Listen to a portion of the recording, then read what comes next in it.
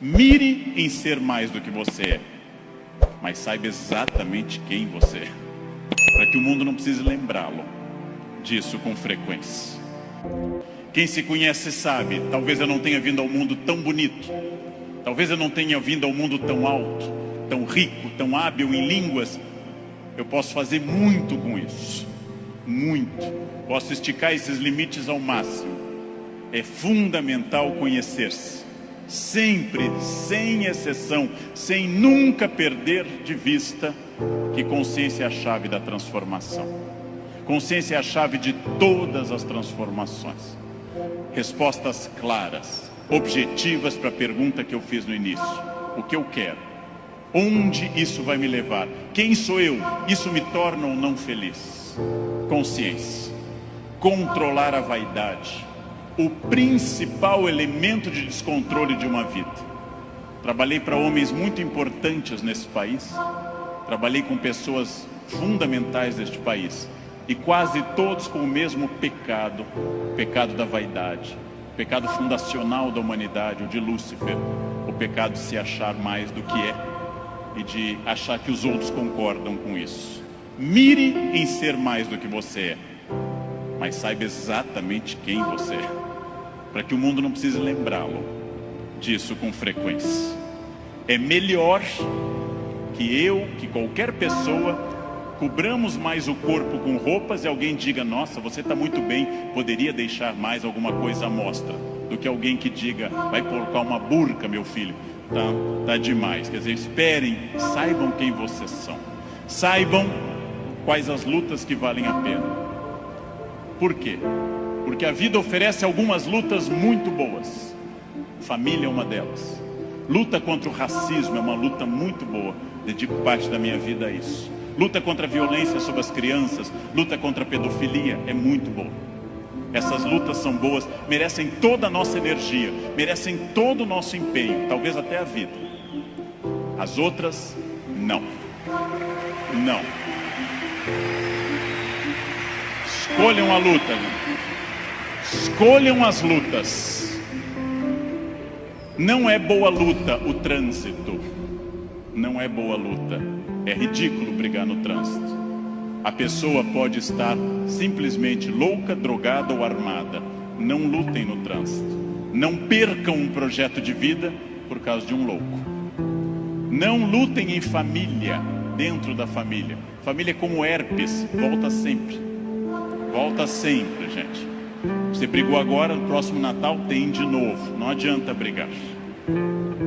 Escolham as lutas.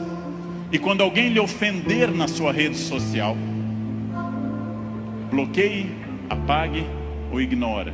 Rede social não é um bom espaço de luta, é perda de tempo ficar brigando em rede social. Escolham as lutas, gente. E aqui um detalhe, uma campanha. Falando no Brasil inteiro, eu estou lançando uma campanha, gente. Pelo amor de Deus, parem de dar bom dia em grupo de WhatsApp. É a minha campanha. É minha campanha. Se alguém der bom dia, apaguem simplesmente e pronto. Pronto, falei. Escolham as lutas. O mundo inteiro hoje está centrado em duas coisas: parecer, através de redes sociais, e ter. Ter é bom, se representar que eu vou melhorar com isso. Ter para ser, ter para parecer é ruim. É bom eu ter conforto, é bom eu ter algumas coisas materiais, desde que eu saiba que elas servem à minha felicidade e não eu sirvo as coisas. Ter e parecer não se confunde com ser. É uma palavra difícil, eu sei. É uma palavra complicada, essa tal de felicidade. Epicuro, filósofo, que eu adoro, dá uma norma muito clara: viver não é um fardo. Não viver não é um mal. Logo, diz Epicuro que nós devemos honestamente morrer e honestamente viver. Como eu posso ter medo do que é inevitável? Viver é um desafio constante e diário, não é um fardo. Não posso acordar como um condenado, não é um fardo, é bom. E também honestamente aceitar essas coisas. Eu estou parcialmente pronto, mas eu não sou perfeito. Perfeito quer dizer em latim feito até o fim. Perfectum, feito até o fim. Eu não sou perfeito, eu sou perfectível. Eu estou em processo de transformação. Eu sou uma pessoa crescendo a cada instante. Eu tenho partes completamente prontas, outras que precisam de melhoras e outras que precisam ser criadas. Eu não estarei pronto até o fim. O jogo termina apenas no fim. Construir-se. Qual é a parte que me falta? Qual é a parte que eu preciso melhorar? Qual é a parte que eu tenho que transformar? Talvez eu esteja muito bom quanto a horários, quanto a sair da cama, mas eu sou bom quanto a resiliência, ou seja, enfrentar as pequenas crises cotidianas. Eu sou bom com resiliência e com horários, mas sou muito irritadiço. Tenho que trabalhar isso no meu autoconhecimento, num processo de psicologia. Tenho que trabalhar minha irritação. Eu tenho partes a serem melhoradas. Meu português não é bom? Leia, aprenda, estude. Eu tenho partes a serem melhoradas. É isso que nós chamamos de construir-se, fazer-se, tornar-se melhor. Não acreditar naquela síndrome de Gabriela, cravo e canela. Eu nasci assim, eu sou sempre assim. Gabriela, não existe isso. Não existe nada que eu não possa transformar dentro do padrão do humano. Construir-se, fazer algo novo, fazer uma ideia nova, interferir no meu corpo, na minha renda, na minha família. Freud morreu em Londres fazendo essa pergunta nos seus 2 últimos anos de vida, 1938 e 39. O que as pessoas buscam tanto a infelicidade e quando encontram, ficam admiradas como se fosse uma coisa surpreendente? Por que as pessoas mantêm uma família difícil, em ambiente difícil? Por que fazem programas ruins, estressantes? Porque ano após ano repetem o mesmo erro. E depois, quando vem a infelicidade, na forma de insônia, ansiedade, depressão, angústia, elas ficam surpresas. O que houve com a minha vida? Houve o que você fez. Houve o fruto do seu projeto. Houve a sua ação. Houve a sua mão neste cinzel. Trabalhem. Uns têm que trabalhar mais. Uns precisam um esforço maior. Não é fácil, mas é possível para todo mundo. É possível para todo mundo. Esculpam-se. Criem-se. Façam algo assim. Sejam alguém diferente. Façam algo que transforme a sua vida. Parem de ficar na estrada lamentando o que teria sido. Tirem o futuro do pretérito da cabeça de vocês. O que teria sido não tem importância. Só tem importância o que é e o que será. O presente e o futuro. Só. Ah, se eu tivesse feito isso. É irrelevante o futuro do pretérito no projeto de vida. Condicional em inglês. Não existe isso. Não pensem em nada que não seja fruto dessa ação. É isso que eu tenho perseguido sistematicamente nos últimos anos. Aquilo que eu quero, as metas que eu desejo, o mundo que eu quero ver.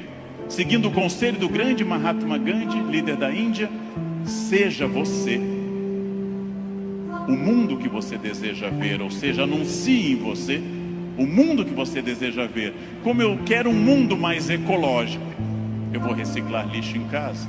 Como eu quero um mundo mais humano e mais educado, eu serei mais humano. Como eu quero um trânsito mais cidadão, eu serei um melhor motorista. Como eu quero combater a violência entre as pessoas, eu serei menos violento. Eu sou a transformação que eu quero ver no mundo.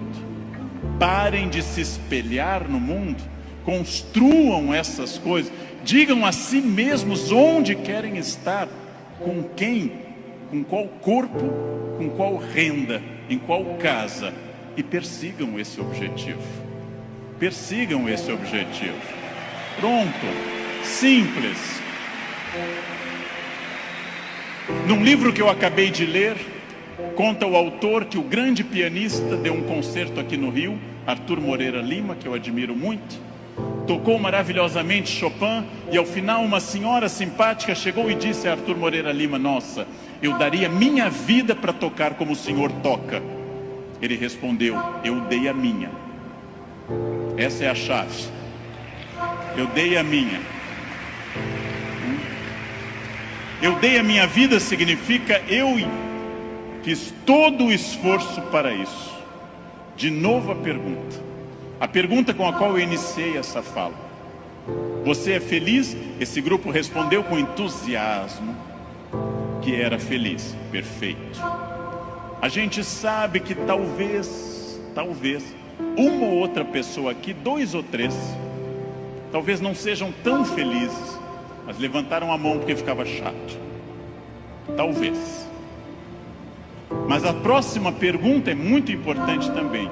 Se há algo que me incomoda, em qualquer campo, se há algo que me perturba, se há algo que me tira o sono, se há algo que eu poderia melhorar, se eu quero um outro modelo, o que pode ser feito a partir de hoje para mudar esses pontos complicados?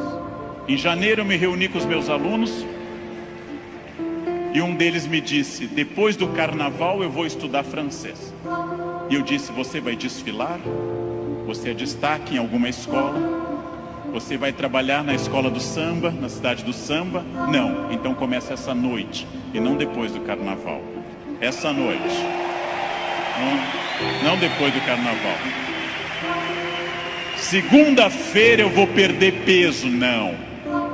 Hoje. Vão a pé para casa. Começa hoje. Eu preciso ir até São Paulo a pé essa semana. Vocês não podem pensar nisso para depois. Eu tenho um assistente que, vendo tudo que eu faço para o Natal em família, eu gosto muito da festa de Natal, sou um fascinado pelo Natal, adoro festa de Natal.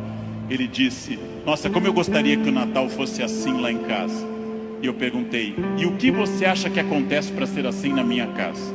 Anjos descem dia 24 e trazem a ceia e as atrações prontas, ou você me vê desde outubro no telefone indo atrás disso? O Natal será o que você quiser que ele seja. Será o que você quiser que ele seja. Se o seu Natal é depressivo, se o seu Natal é aquele que toca Jingle Bells e você chora, se o seu Natal é depressivo, é uma escolha sua, respeitável. Você gosta de Natal assim. Se o seu Natal é alegre, é uma escolha sua. Isto vale para tudo que vocês decidirem. O que pode ser feito para mudar os pontos complicados? Onde eu posso transformar quem eu quero ser daqui para frente? Eu digo isso sabendo que é fácil dizer e é complicado fazer. E o que eu ganho se eu for estratégico, consciente? O que eu ganho se eu tiver autoconhecimento? Estou recapitulando o que eu falei. E o que eu ganho se eu fizer as perguntas certas e me esforçar para atingir esse objetivo? A resposta disso é óbvia, é a vida plena. O que é uma vida plena? É a vida que eu controlo de acordo com a minha felicidade. Pessoas não plenas são aquelas que dizem que são levadas. Não dei sorte. Tentei, mas foi assim. Minha família não é uma família de sucesso. Eu tentei, mas não era o que eu queria. Não, você não tentou suficientemente. Acontece que para conduzir a uma conclusão tem uma coisa terrível. O fracasso é uma das coisas mais confortáveis que a espécie humana inventou. O fracasso é agradável, me tira toda a responsabilidade. Não dei certo, fui à falência, adquiri um vício, eu bebo até cair. O fracasso é super confortável, porque ele me faz parar de lutar. No momento que eu paro de lutar, eu me sinto tranquilo. O fracasso é um quarto confortável, o sucesso é um quarto desafiador. O fracasso é uma coisa que agrada a maioria das pessoas, por incrível que pareça. Por isso tanta gente gosta do fracasso. Por isso tanta gente fica no fracasso. Por isso que tanta gente leva um casamento ruim 30 anos. Fica num emprego ruim 30 anos. Não faz uma coisa certa uma década inteira e pensando, não deu. Porque isso é confortável. É confortável. E aí volto à pergunta que eu fiz aos senhores desde o início. volto a essa pergunta fundamental. De fato, o que eu quero? Quem eu sou? Onde eu quero chegar? Com quem eu quero chegar? Quais são meus objetivos? Se eu tiver consciência profunda, eu transformo por completo. Então, a primeira pergunta vocês já deram a resposta. E deram a resposta antes de ouvir o que eu tinha para falar. Todos aqui são felizes. Ótimo. Perfeito. A segunda pergunta é mais complicada. É a pergunta para deixar para vocês pensando nessa linda tarde. Quem daqui quer, nos próximos 10, 20 ou 30 anos, quem daqui quer continuar sendo feliz? Com êxito e feliz. Bem, melhor ainda, eu também. Melhor ainda, agora vai começar o primeiro dia do resto da vida de vocês. Agora começa a parte mais importante. Esqueçam o que passou. Esqueçam o passado. Esqueçam tudo que veio até aqui. Reinvente-se. Reconstrua. Faça dessa vida um espaço completamente diferente. Fácil. Sua vida vai continuar sendo muito feliz. Não se acostume ao fracasso. Acostume-se à felicidade. Desafiem-se. Sejam melhores. A vida só vale a pena se ela for intensamente vivida e intensamente aproveitada dentro desses objetivos. Por que que eu sei isso? Porque é o que eu faço aqui hoje, inclusive. Não é mais fácil eu seguir o caminho reto? Não é mais fácil dizer a verdade? Não é mais fácil eu não trair? Não é mais fácil eu seguir um caminho em que você não precisa esconder as coisas? Nós somos não perfeitos, mas perfectíveis. Perfeito em latim, perfectum, feito até o fim. Ninguém aqui é perfeito porque ninguém morreu. Morrer é a última experiência humana. A crença aristotélica é que eu posso ser moldado, posso crescer. Não existe, Aristóteles não diz isso, mas não existe a síndrome de Gabriela, cravo e canela. Eu nasci assim. Eu sou sempre assim. Gabriela, não existe isso para Aristóteles. Cada um de nós tem uma luta interna para produzir esse senso ético. Cada um de nós tem defeitos e qualidades e eu tenho que tornar meu caráter perfectível. E acima de tudo, um dos campos da ética é a inclusão do meu eu na explicação. Ou sintetizando na forma que minha mãe, de origem alemã, dizia: tudo que começa com eu é problema seu. Uma vida sem ética multiplica os problemas. Como eu digo a um aluno que cola, o tempo que você levou fazendo essa cola é maior do que se tivesse lido o texto. Porque você não segue o caminho reto de ler o texto. Um homem ético é o homem que está no banho, toca o celular e diz à esposa: atende. Olha que homem. Que homem, gente. Não é mais fácil seguir o caminho reto? Não é mais fácil dizer a verdade? Não é mais fácil não trair? Não é mais fácil seguir um caminho em que você não precisa esconder as coisas, do que ficar enredando e mentindo.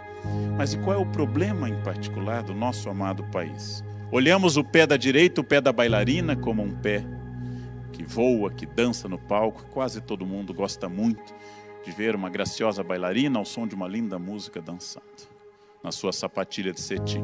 E esquecemos que o preço do pé da direita é o pé da esquerda. Esquecemos que ela tem entorses, contusões, quebra de unha. Esquecemos que ela passou horas chorando de dor para chegar àquele ponto. Está na hora de resgatar a noção de esforço e de trabalho no país. Está na hora de olhar para os resultados. Olhem para alguém com corpo definido, com renda estável, com conhecimento de línguas e diz: você tem sorte. Está na hora de superar isso. Tenho dito incessantemente pelo Brasil, após uma série de experiências pessoais, que sorte, jeito, vocação é o nome que o vagabundo dá ao esforço que ele não faz. Trabalho define ética. Trabalho define ética. Uma coisa antiga, uma coisa absolutamente tradicional. Trabalho define ética. Emprego é o que eu faço para ganhar dinheiro. Todo mundo já teve ou tem um emprego. Trabalho é o que me insere e dá sentido à minha existência. Trabalho é o que me torna socialmente relevante. Querem saber o risco de não acreditar nesses valores? Vou citar países piores do que o Brasil. Síria. A Síria, nós temos um governo ditatorial e criminoso, uma oposição criminosa e um Estado Islâmico que até não dá nem para dizer o que seja, porque consegue ser pior que a ditadura. E o preço da Síria é aquele preço de tornar a arma o único argumento, é o preço da barbárie, é o preço da guerra civil e de uma população inteira se atirando no mar para poder fugir dessa barbárie.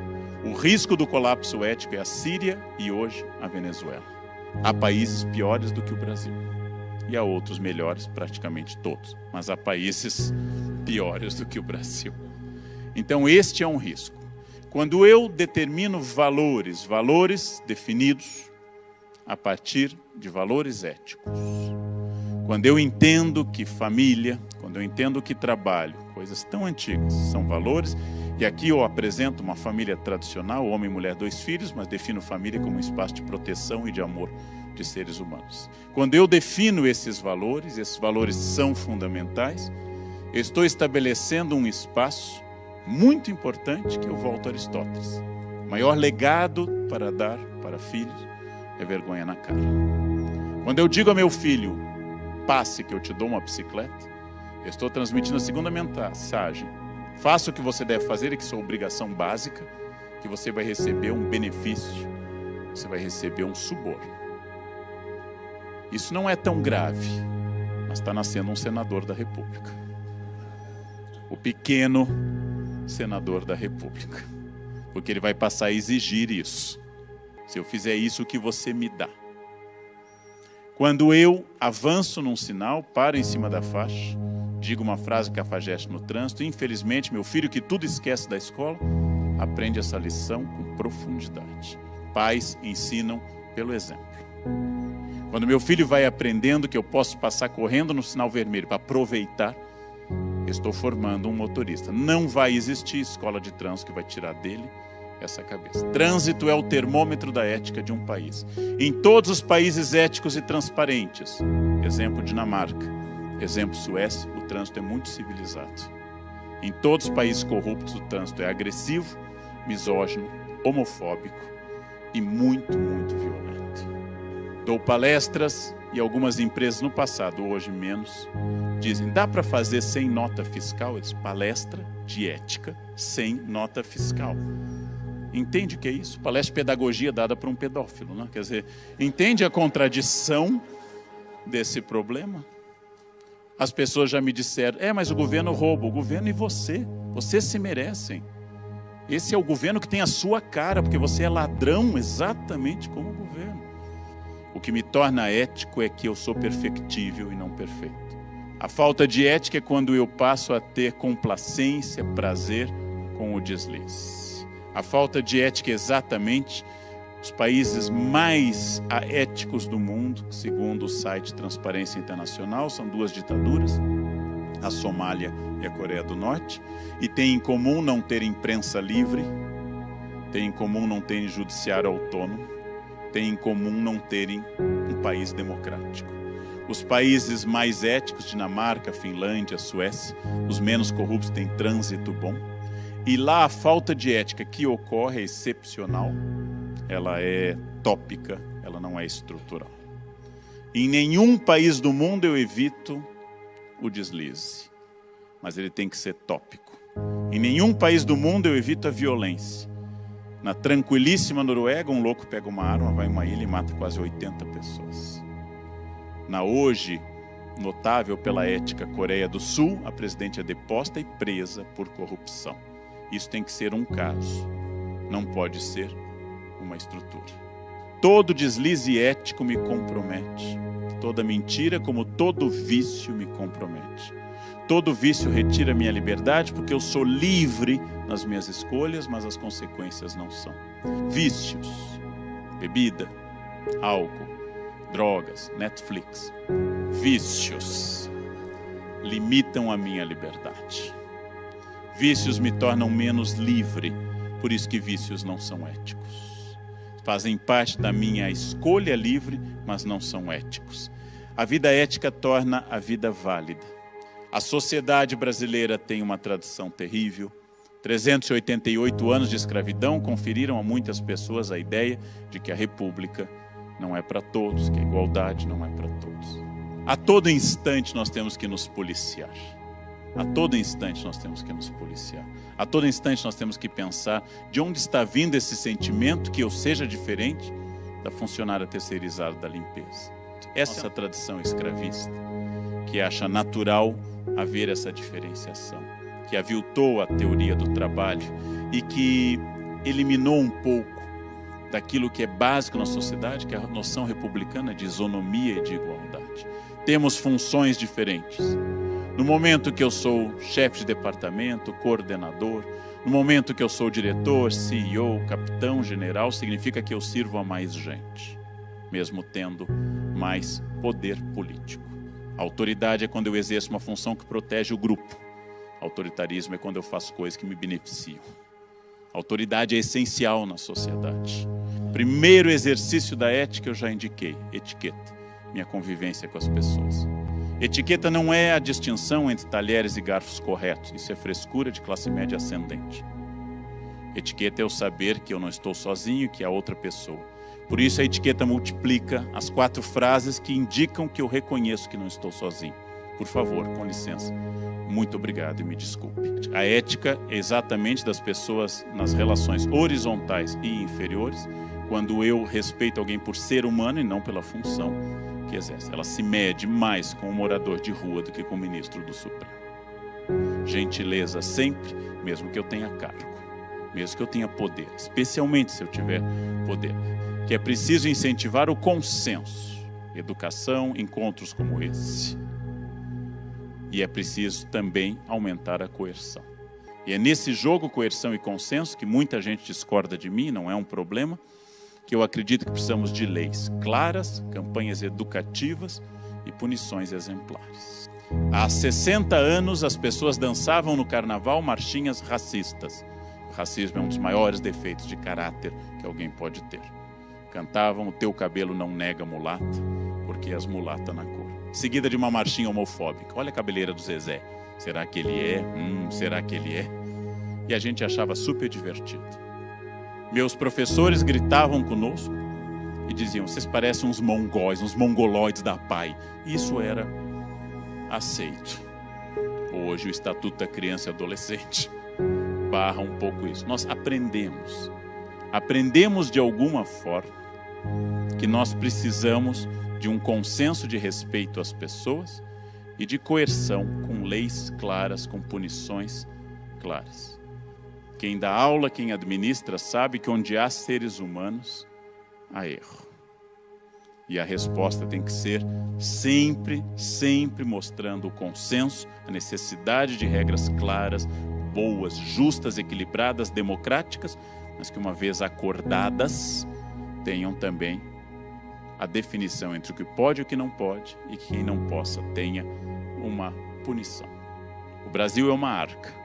E eu tenho que aceitar a diversidade. Eu tenho que aceitar que nesse país a gente tão distinta, tão complexa, que faz anos que eu repito isso para mim, eu tenho que aceitar que há até brasileiros que gostam de coentro, coisa que eu nunca entendi, que alguém possa gostar dessa erva do diabo. Eu tenho que entender que este mundo tem espaço para diversidade. Que se ela não infringir as normas da ética, essa diversidade é a arca na qual eu viajo e que é fundamental. Mas se um cupim começar a furar o chão da arca, ele está afetando a todos. Vivemos um processo em curso, com o Brasil pela primeira vez discutindo ética nacionalmente, todas as empresas optando por códigos de ética.